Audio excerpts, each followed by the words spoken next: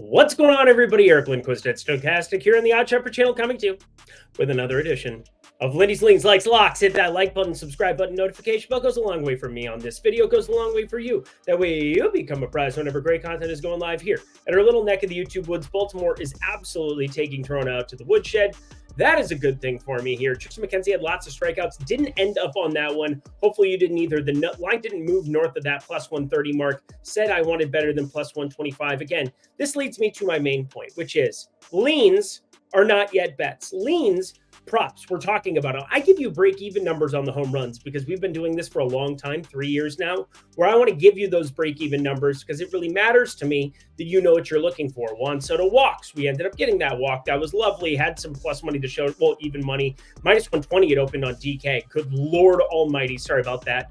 My guy Jones over on the X. But anyway, leans are not yet bets. And now I've got people in my comments saying that, hey, I'm fading you. Go Giants. What are you talking about?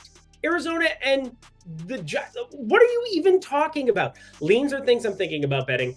Likes, those are things that I have bet already. You can take those and fire those up for a half unit. That generally is the standard going rate here. And then the locks, those are generally a unit during the MLB season. We have way more bets that we're firing down in MLB than any other. Well, NBA, I actually get more action out, but either way, MLB friends, we have way more actual bets throughout the entire course of a 162 MLB game season for every single team. And then, well, 200 something days of baseball when you include the playoffs. Crazy amount of action in the MLB streets. So you want to be a little bit cautious as far as just like what your bankroll management is. It's not about, oh, I want to go out and fade Lindy, I want to do this. Like, I'm trying to give you math-based decisions. I'm trying to give you my take on watching the games, which I do contrary to what other people's opinions might be. But I want to throw it out there. You're not fading me when you're hitting a lean on the other side of the team. And so, yeah, there are times where it's just like that comment has to go because it doesn't make sense. And I don't want other people to look at the comments and think, oh, Eric,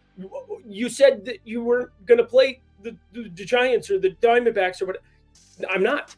That wasn't what went down on Tuesday. So it is very important to me that people are factually correct in the comments before just throwing stuff out there. And then don't come at me about your DK up to or whatever else. I'm going after the locks. I understand that a lot of people don't have access to every single sportsbook. Again, that's why we have BetMGM. That's why we have everything else there where you can sign up at pick'em sites over on OddsShopper as well. An opportunity for everybody to get their slice of the pie. I talk a little bit of props. I talk a lot of totals on this card, that's for sure. And then I do have one lock for you here on Wednesday. But anywho, wanted to get that out from the get-go because, again, I don't want misinformation showing up there where you're somehow fading me on a lean that isn't a freaking play. But anyway, Imanaga, you just got absolutely lit up there. That's lovely. That's lovely. Ended up on that over. Hopefully we can really get that thing rocking now. 3-0 top of the fourth. Ended up just being a half unit. But anyway, that is neither here nor there. Producer Jacob, he's like, Eric, stop talking. It's time to start the show. Let's fly because 15 games. I'm going to get it quick. Let's get to the picks. Doesn't it drive you nuts, though, that some analysts just give you plays without showing betting tickets, without telling you like confidence level? I hope that bugs you to some extent, because for me, that bugged me. And that's why I started doing these videos, is because just saying picks for 15 games without context doesn't give you a whole heck of a lot. I mean, I could just rattle off 15 randos every single day, and you're going to have absolutely like no idea on whether I'm good or not throughout an entire season. But there's a reason that for 3 years we've had the same people watching, and I appreciate you. Thank you. And with that, not going to talk about it anymore, and also not even going to go in the comment section because I don't care anymore. Schwellenbach and Nick Pavetta here. We've got a lot of weather in these early games where there is some heat. It's like 90 degrees in Coors Field in Colorado. Here, it's like 80 and wind blowing out, 84 here at first pitch. I think this is an interesting spot to automatically, right from the get-go, fire up and over. Again, I have like 3 or 4 overs on the card for today, 4, I believe, that are actual plays, half units. So I've got like 2 units invested in them. This is one of them. I think over 9.5. Nick Pavetta has good strikeout stuff, nearly a 12%. Yeah, it is a 12.1% barrel percentage on the season with a 473 expected slugging. Has great strikeout stuff if you want to take a look at that in order to like not hedge out, because I don't want to hedge out my exposure there. But hey, good bets are good bets as long as they're not crazy negatively correlated. And Tristan McKenzie ended up getting hit at the end of that last one. So again, I was paying attention to that because a lot of people asked me about him. Wanted to at least give you the information. I said I didn't want to bet that one at plus 125, wanted plus 130 or better. Again, you want to be sensitive to price. It's price and probability over 9.5. Good way to start our day here on Wednesday. Back to the other cameras. We have Miles Mikolas and Ronel Blanco going at it here. As you know by now, Miles Mikolas is not good. Nobody will get mad at me if I say Miles Mikolas isn't good, right? A lot of Tyler Anderson hate the other day. I didn't even say Tyler Anderson was like bad. I just said Tyler Anderson wasn't all that good, and he's been pitching well lately. Good for him. Very happy to see it. Except for when San Diego can't get a runner across in the 8th inning. Leadoff double from Profar. Best hitters up there. And then you get the worst hitters there after Joe Adell, who gets the leadoff double, and they get him in easily. So whatever. Miles Mikolas, 285 expected batting average, 485 expected slugging. Ronel Blanco on the other side, 211 expected batting average, 355 expected slugging. Really good stuff. And then 24.3% K rate. Not just his no-hitter, not just everything else, but news came out today that Christian Javier is going to have Tommy John surgery.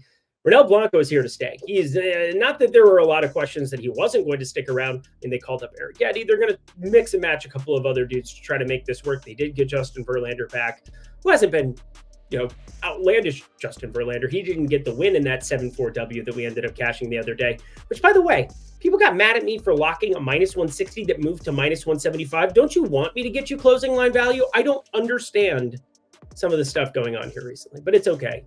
I will persevere because I always have, and I always will. Houston money line, just a lean here, minus 162, a little bit different with Blanco versus Mikolas here, as opposed to last time out, Gibson versus Verlander. Did have that more in favor of Verlander, more of a known quantity over the years. Blanco really good so far, but want a little bit better than minus 162 here. Want that minus 155 potential. Don't think it's coming our way unless something happens here towards the end of this. By the way, 5-0 White Sox. Let's go. Let's get after Imanaga. You don't care about the games going on here on Tuesday. We're worried about Wednesday, and that is Graham Ashcraft versus Hudson. Let's take a look, actually, though, and see kind of where that game's at in the early stages of Coors Field. 1-0 Cincy, top 2. Okay.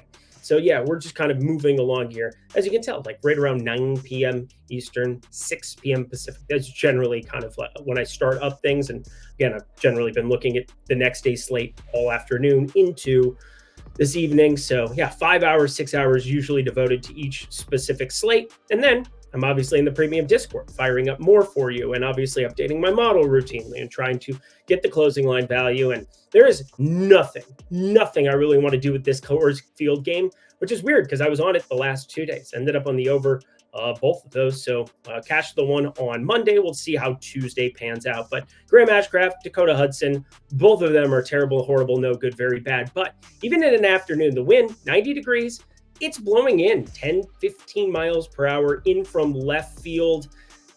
And I don't know what these lineups are going to look like in this capacity. Like Dakota Hudson, the lefties obviously are going to be an issue for him. 360 xWOB on the season, only a 12% K rate. Graham Ashcraft, 17.9% K rate. But I think based on bullpen usage here the last couple, there's opportunities for them just to play the platoon game.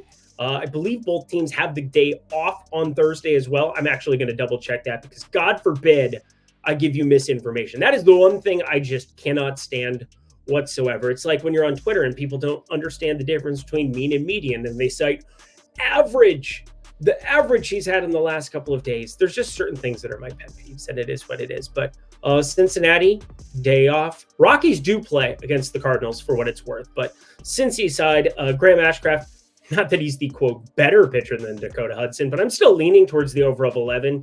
It's a 90-degree day in Coors Field, but I feel like the quick hook on both these pitchers probably exists based on the fact Cincinnati doesn't play on Thursday, and the Rockies, they're in St. Louis here. Let me double check who I have. Cal Quantrill I have as the potential starter there, so is what it is. Over 11, not going to be on the card. Shout out to a guy that I don't even really remember before the season. I definitely broke him down a little bit during the first couple of weeks of the season, talked about potential guys that you wanted to keep your eye on from a fantasy perspective. And, well, Heliot Ramos is definitely hitting it, Ramos. Producer Jacob didn't like that one. You didn't like that one? Yeah. Hitting it, Ramos. His name's Heliot. It's hitting it. Oh, he's doing the Joaquin Phoenix. Okay, that's fine. Jordan Hicks, Jordan Montgomery, the battle of the Jordans, the Jordan River. There's probably some correlation. No, not near Rome at all, Eric. Anyway, we got Hicks, we got Montgomery, and both of these guys targetable. I think Montgomery, though, the more targetable in terms of batting props. You get the 9th inning bump for the road team. It's not that books don't know that. I think books aren't aware that that exists. But what I'm saying is that I do think that there are opportunities for maybe a 0.2, 0.3 plate appearance bump to the numbers that I currently have for him over the season. 470 expected slugging. 33% K rate is not great, but I say this all the time. When you have a guy who strikes out a ton, going up against somebody who has no strikeout stuff, that is a huge deal. The inverse is also true, where somebody who has a ton of strikeout stuff going up against somebody who never strikes out, you can generally get a better number, but this is generally the way that I like to prefer it. Jordan Montgomery, 14.4% K rate. Good luck against Ramos here with that 336 xWOBA, a 55.4% hard hit. I'm going to start with 2+ bases for him. I've got another home run on the card. I actually only have one home run on the card for the people, but I'm pretty confident in it. I think it's going to be one that we want to fire up. I think you want to fire up Ramos. You should also fire up Odd Chopper, people. $14.95 weekly, $49.95 monthly, and there's the potential. Again, you want to check my X. You want to check Twitter, friends. That is because in the event that we get one of the main Odd Chopper plays here to hit a home run, promo code DINGER will go active here for Tuesday. So DINGER. Let's just throw it up there, Producer Jacob, in case it is up there for the people. If this code is active, you will get Odd Chopper for $1 for a week. Yes, you heard me. You will get Odd Chopper for $1 for a week. Pay attention to @EricLindquist. Also, you could just try the code and see if it doesn't work. If it doesn't work, I promise you, it's intentionally not working. If it is working, it is intentionally working. How about that? That sounds amazing. But otherwise, promo code Lindy will get you 20% off. That is 20% off of the $15 or $50 that we have for the first, well, for any month, that is, or any week, respectively. But 20% off there. That would be $12 for your first week, $40 for your first month. Promo code Lindy at the link below. Back to the picks we go. Aaron Nola, the only thing that I can really break down here, get ready for Milwaukee to go absolutely nuts. They've been doing a lot of this, it's not even platoon thing. Colin Rea came in and what is even going on with that? Milwaukee, you know how I feel about Milwaukee, right? At this point in time, absolute disturbance. Absolute dunce cap stuff. Absolute problematic. Every time I bet against them. I'm 0-5 on locks, either for or against the Milwaukee Brewers. Any game that they're involved, 0-5 on locks. That is not a fun trend to have. You remove them, again, very profitable on locks, but they exist. They do exist. I've done that bit too much. Here we go. Philly on the run line. That's the only thing to pay attention to. Aaron Nola's been awesome. 295 xWOBA, 375 expected slugging. Overall, friends, 77 innings pitched, 1.03 whip. Back to being Aaron frickin' Nola. This price could get ridiculous, though, so might have to just stay away. Set up a home run I'm pretty confident in. Wind blowing out to left field, it looks like as of right now. So let me double check that as well. Because again, I don't want to give misinformation.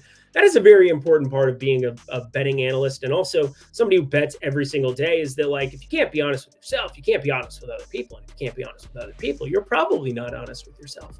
That's a little Freudism for you here. But we've got at first pitch, 80 degrees, wind blowing out to left. Pay attention, though, to the precipitation.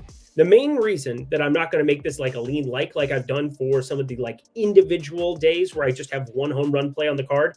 Again, I'm trying to cater to everybody, but I'm also pretty good at the home run props over the course of a 4.5-year sample size of tracking for the people, by the people, only for the people, for myself. It's my money. I keep it. Luis Severino, Patrick Corbin, and Patrick Corbin, friends. Luis Severino's actually had a decent spot, but we're going to pay attention to Corbin. It's a lefty who, if he hadn't gotten paid $1 bazillion, would be out of the league on a rail by now. That is for sure. 48% hard hit, 318 expected batting average, 510 expected slugging, just a 13.8% K rate. And wouldn't you know it, JD Martinez has around a 30% K rate. Just talked about it with Ramos. Another southpaw with no swing and miss stuff at this 36-year-old point of his career. Yes. And is he 36 again? Now I got to double check this crap again. Because in my back of my head, I was like, oh, Patrick Corbin, I know he's 36. Nope, he's 34. See? Double check myself. You know who is 36 years old? JD Martinez. I know that one for a fact because I've seen it earlier on my sheet. I don't know why. It just puts date of birth up on each individual thing, and then you click on the name and it pops up and it comes from Fangraphs. So, yeah, JD Martinez, 50.6% hard hit, 526 expected slugging. The main thing I want to point out is his slash line. Yes, I don't talk slash line a lot here because really it's more surface numbers as opposed to the StatCast data, which I care about a lot. But against righties, 258, 296, 441. Hasn't been as good there, 737 OPS. But against lefties, JD Martinez is so there already. 33 at-bats, 333 average, a slash line of 333, 421, 576. I expect that slugging to be even a little bit higher. He's a professional hitter, has been for a while. Gimme, gimme, gimme, better than plus 320. It'll be on the card. KC at Cleveland, only one pitcher known, and Singer is the main guy here. I'm trying to see where books had it listed because there were a couple of different options that I was getting for the Cleveland side of things. I think the official stand that I'm going to go with is Logan Allen, 5.83 ERA, 1.55 whip. Wild to think Logan Allen was somebody that they were really excited about here last season, and he had some really nice starts. But you start going through the box score, and it's Oakland, it's Seattle, it's getting murdered by Detroit, which makes no sense. Pretty great start against my Twins pretty recently. 1.55 whip. The strikeout stuff is okay, but God, is he just a difficult back in spots. Only a 19.7% K rate on the aggregate. Some days he has a feel for it. Some days he don't. So maybe it's a southpaw Cal Quantrill, which is ironic. We'll talk about him in like a day. But Brady Singer, 331 xWOBA, 25% K rate for him. He's been decent enough. Has to deal with those Josh Naylor lefties. We even saw Tyler Freeman from the right side go absolute yaya for a bomb. Saw a lot of bombs there in Cleveland, which is wild because the wind looked pretty neutral. Didn't end up on any home run props there in that spot or anything on that game really to speak of whatsoever. But anywho, I like the over for it on Tuesday. I do think Singer and Allen, the combination of no run avoidance, like absolutely none. Brady Singer, 431 expected slugging overall on the season. Logan Allen, pretty similar, 4.32 expected ERA for Brady Singer, despite the 2.63 ERA. He's been running unsustainably well. Kind of an interesting spot because it's an absolutely legendary team taking on a potentially legendary pitcher in Paul Skeens. Yeah, I throw that out there, and I've been throwing it out there kind of from the jump, but I don't really feel that bad about it. He's probably the most highly touted pitching prospect we've had in a very, very, very, very, very long time. And he's only lived up to the hype. 2.46 ERA, 0.91 whip. The strikeout stuff has looked awesome in 2 road starts. Now, he's had 7 and 3 strikeouts at home, 11 and 9. I'm going to call that small sample size. If you start looking into 4 starts against 4 baseball teams, you're going to get some really misleading information going forward. So what I want to instead focus on when it comes to Paul Skeens is how good the stuff is. He throws it over 100 on a routine basis. In fact, since May 1st, he has the most 100-mile-per-hour throws, more than the next 3 players underneath him combined. That is an insane factoid. Now, he's a starter, so most of those guys are relievers underneath him, but it's still an astonishing fact considering Paul Skeens, first rounder, first pick, LSU, Livy Dunn. All the good things in life, 2.82 expected ERA, 35.7% K rate, and gets up against a Dodgers team that is no doubt lethal, 117 WRC plus, but a 22.7% K rate. I think we kind of want to pay very close attention to this because it opened at minus 122 at FanDuel on the over. I'm obviously interested in over, just like the public and everybody else here. I jammed unders in a couple of other spots on some of these intro pitchers, and Paul Skeens was never going to be one of them. Again, 7 strikeouts against the Cubbies in that first start, 11 versus the Cubbies. Got a lot of very generous strike calls for what it's worth in that one. In San Francisco, Detroit went way over there in the Detroit one. So 3 for 4 in the over department, 7.5, a pretty aggressive opening number. I want to see where the other books land on it. So I'm going to call it a lean, but I'm also going to be paying very close attention to see Paul Skeens over 2.5 earned runs. If I do end up on a K prop here, again, it's not insurance. It's not me hedging. It is simply me looking at an additional bet in the event that Paul Skeens gets completely knocked out of there, which is very, very likely against the Dodgers. In the event that he only gives up 2 earned, there are very few scenarios with the back half of this current Dodgers lineup where I don't think he exceeds 7.5 strikeouts. Friends, BetMGM, we've been with them for a while here. We're going to continue to be with them here. We'll take a look at NBA Finals. I think they're great promotions absolutely all over the place. Take a look over on my X at Eric Lindquist. Going to be posting a bunch of stuff for you on Wednesday, Thursday, leading up to those NBA Finals. And of course, check out NBA Lindy's. But BetMGM, friends, if you've signed up at DraftKings FanDuel, this makes a great other sports book. They've had some of the best home run props. There's like a plus 1,100 on the Tyler Freeman out there. Almost ended up kicking off a slice of that. I'm a little upset I didn't. But first bet safety net up to $1,500. Get bonus bets if your first bet loses. So if you go to the link below, deposit $50, $100, $150, $200, anything up to $1,500, and you deposit and play, your first bet you make, no matter how much it is up to $1,500, will get coming back to you in bonus bets if it doesn't hit. Great opportunity. Go take advantage, friends, with our friends at BetMGM. Only if you're 21 and over. If you have a gambling problem, please call 1-800-GAMBLER. Back to the picks we go. Got to make up a little bit of time, and I also think, there's a couple of starters. We've seen this more and more. Everybody keeps asking me, Eric, is this normal? Are teams just like not releasing their starters ahead of time as much? Well, no, they're actually not. And part of it is that sometimes you just ship them out there. We've had so many pitcher injuries post shot clock. Now, pitch clock, if you will. Pitch clock is exactly what it's called, actually. But Braxton Garrett, this is somebody with a strikeout rate that I want to be paying a little bit of attention to. 21.2% K rate. That is really, really low. But this is a huge but that I have. He's all of 4 starts into this season. He had 8 strikeouts against the Phillies. He had 5 against the Mets. He had 6 against the Diamondbacks, and then just 2 against the Padres. There's a definite outlier there, and now he gets to take on a Tampa Bay Rays team. 25.2% K rate, 4th highest mark in baseball against southpaws. I'm looking at aggressive numbers. Like, I want to potentially look at like home run type numbers for alternate K props here. Now, when we're talking about median, obviously his average is not going to be, it's going to be higher than what his median is going to be. But when we talk about laddering these plays, I'm looking at extending this thing where, hey, let's just say we get the optimal Rays lineup out here, because when I look at the optimal Rays lineup, you have tons of strikeouts. Jose Caballero, Jose Siri, you have Richie Palacios, you have Randy Arozarena, who's been awful this year for what it's worth. There's a lot of strikeout bats there, 27, 28, 29% type strikeout guys there. I think Braxton Garrett has the kind of stuff. I might ladder him up to 8. So this is a more aggressive number than I typically put down in this corner, but it has more to do with what I think that right tail looks like. I think it extends out quite a ways in a spot like this where the Rays, they have serious problems against lefties.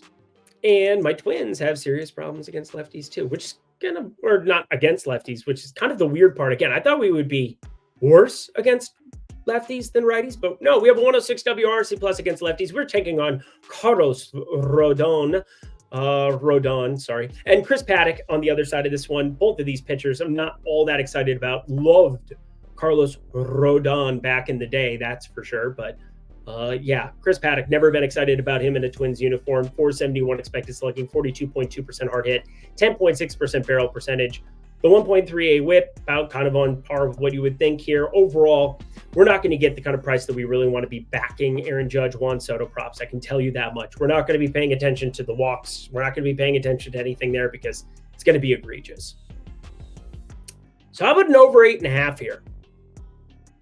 Said I had a lot of overs. They're coming up here in the evening portion. We have the Atlanta and Boston one. We have Kansas City, Cleveland. We already fired up. We have this one. Then we got another one coming up later, and then we have an under to finish everything up. And our lock for the day, friends, Baltimore at Toronto. Somebody got mad at me the other day about minus 160, where, again, it closes at minus 175, that Houston money line, and they're like, oh, nice lock. It's like, sorry for giving you good value on a bet. My bad. But I always knew that we were going to find a plus money number here again to fire up, and, well, and all those concerns can go away, and wouldn't you know it, it's our old friend, Jose Berrios. Would you like to flip coins against Berrios here with a plus money Baltimore team that is just incredible, especially against some of these righties of late? Gunnar Henderson on another planet. We have Double Dong Ryan Mountcastle now joining the party. 107 WRC plus. I expect that to be higher come season's end. They have a 189 ISO, second best mark in baseball. The long ball has been kind to the Baltimore Orioles, and they have triple-A talent that they can call up. We're going to start seeing other guys kind of getting mixed in, not just Cowser. I guess the holiday thing didn't go well. That was a short holiday, if you will. Anyway, we got Albert Suarez here on the mound, and I did a pretty deep breakdown of him just to make sure that what I was looking at was correct. And sure enough, this is a guy who was in the KBO in 2022, 2023. Love when you pull up Fangraphs and see the lovely symbols. I love that. I enjoy that about the Korean Baseball Association, or organization, if you will. Sorry. But really good stuff in AAA in his 3 games that he showed up there. Just 1 start, but 15 in the 3rd innings, 2.72 xFIP in this season. And, well, they brought him up. 12 games he's appeared now, 5 starts, 34 in the 3rd innings, 4 xFIP, but a 2.79 FIP. Albert Suarez is somebody I can get down with when you start comparing his numbers to that of Jose Barrios. Albert Suarez, 279 xWOBA. Jose Barrios, 324 xWOBA. 220 expected batting average for Suarez. 261 expected batting average for Barrios. 21.3% K rate for Suarez. 19.9% K rate for Mr. Barrios. As you can tell, almost every single number outside of walks is better for Albert Suarez. And Suarez isn't that bad, 7.4% walk rate. So what is the deal here with this number? I don't know. That was kind of like Jerry Seinfeld-ish of me, but what's the deal with me getting to Albert Suarez? Well, we're just going to flip coins for days at plus 116. For days. That's a lock, friends. 16 cents. I mean, this should be closer to a pick'em. I don't see any way around it. This is your best value, your best play that I have the night before for Wednesday, June 5th. Enjoy it. 4 games to go. Hit that like button, subscribe button, notification bell, as we have wind blowing out again in Wrigley. Slightly this time, though. 8.5 we have for the total. And, yeah, we're going to just be paying very close attention here to some of the other stuff because, well, gets a little bit freaky. Now, the rain did come in there that 5th inning. Oh, boy, I hope that doesn't finish it out. Again, all I did was pay attention to the rain all day. Now, Imanaga probably going to come out of the game there. It's top 5, 1 out. Hopefully the game continues. Please don't call it. And I know, again, know your sportsbook rules. That's very, very important. For me, I purposely picked one where it would continue on here. They won't call it. It will continue tomorrow or something. Suspend the game, if you will. A lot of other people just get avoided is what it is. But anyway, we've got ourselves over 8.5. It's just a lean here. I need more information. Need to see the bullpens. Need to see how this game is going to react. I would have put this with a like, but too many concerns I knew with the weather coming on Tuesday. That's all I watched. Is what it is. Over 8.5, just a lean as of right now. If I knew the weather was clean and I knew that they weren't going to be playing in the morning, which is it's definitely a possibility, I would have this as a like. We have enough other likes on the card like this one. Kenta Maeda, Jose Urena. These are 2 pitchers that I didn't expect an 8.5 total to be the opening number. Now, Urena, to his benefit, hasn't been as bad as he's been in the past. But what he's been in the past is the worst starting pitcher, that is, in all of baseball. This year, 15.7% K rate still isn't good. 4.07 expected ERA. It's much improved over 5.77, but just a 15.7% K rate? Come on now. Come on. He's not good. And Kenta Maeda, this is not another great season for him so far. 484 expected slugging, 271 expected batting average, 10.7% barrel percentage, and taking on a Texas Rangers team that hits the ball hard. Hard. Texas, 103 WRC plus against righties. And then we know the top of that lineup. And eventually, Wyatt Langford is going to join the party. Eventually. But I like the over of 8.5. Yes, the 4th over on the board. The main reason I didn't take the Cubs one previously. Too many unknowns, and, well, we have enough of them. Over 8.5. San Diego band list, even with Dylan Cease on the mound. Jose Soriano. By the way, I really like a pitch from Soriano, so I guess I should talk about that quick. I know that I'm running a little over compared to, I've been trying to make sure these 15 gamers still get around 30 minutes or under 30 minutes, that is. A little bit on the, we'll probably be very close. But Jose Soriano, I want to at least point out how good I think that sinker can be. Like, it's a very good pitch. It's been bad so far, 282 expected batting average, only a 227 batting average going with it. But then the knuckle curve off of it is awesome. 173 expected batting average. That's the main pitch to highlight. 39.3% whiff percentage. That is a damn good pitch. Now, the sinker needs to come along for the ride, but knuckle curve, oh, darling, is that a lovely little pitch. It's the main reason you're only seeing minus 152 here. Also, Padres. I don't have banned lists, but if I did, the Padres would be on it after the last ridiculousness. San Diego money line. That's my lean. Dylan Cease, cheeky. He's really good. And our last game of the evening, we are going to go out with a play. Logan Gilbert, Joey Estes. And I do think both pitchers are equipped to pitch pretty decently here in Oakland. Now, if you go through some of the box scores of who some of these teams have faced recently, I thought it was pretty surprising to see George Kirby had a really tough road couple of stints. So the same thing exists for Logan Gilbert, considering they go back-to-back days. 297 xWOB, but 36.6% hard hit. Expect for all of these guys to find some success, even outside of Seattle, when they go into Oakland as the other ballpark. Now, Seattle T-Mobile, we know that is one of the best pitchers parks in baseball, actually the best over a 3-year rolling average. Joey Estes, though, 45% hard hit. Got to get by that for sure, but otherwise, a 23% K rate. We know what's waiting in that pen if they are up going into a ninth inning. It is death and sadness for the Seattle Mariners with Mason Miller coming in to throw fireballs. So Logan Gilbert, Joey Estes, 7.5. Bullpen, I'm going to pay attention to coming off of this evening, but I think this is a nice early little number to jump in on. 7.5.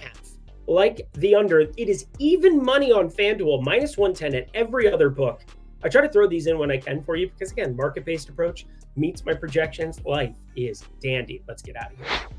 And that does it for another edition of Lindy's Leans, Likes, and Locks. You know what to do. Go to that comment section below. Let me know your favorite plays that exist on the board for this lovely 15-gamer full slate that we have before us. I also know how many of you guys are awesome viewers. Pay attention to how much time and energy goes into this. So I want to throw that in as well. It's not all just despair and sadness in the comment section. There's a lot of love. Appreciate you the most. Thank you, producer Jacob. You the real one, my friend. Until next time, friends. Oh, check out BetMGM. Check out OddsShopper. Try out that Dinger promo. Hopefully somebody got one.